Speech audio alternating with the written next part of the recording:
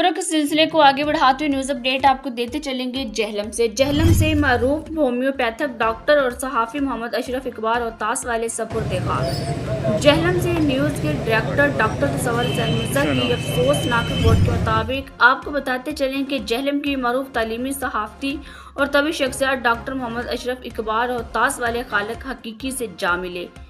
मरहूम एक खुश अखलाक, जिंदा दिल और हर दिल अजीज शख्सियत थे जिन्होंने तलीम, सहाफत और होम्योपैथिक तब के मैदान में गिरा कदर खिदमत सर अंजाम दी।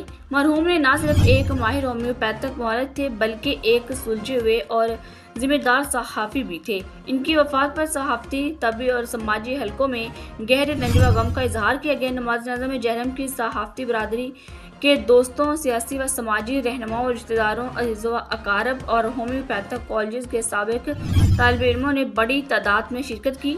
ख़ुसूसन जहलम होम्योपैथिक मेडिकल कॉलेज और हादी होम्योपैथिक मेडिकल कॉलेज से वाबस्ता अफराद ने अपने उस्ताद, साथी और दोस्त को आहों और सिसकियों के साथ रुखसत किया।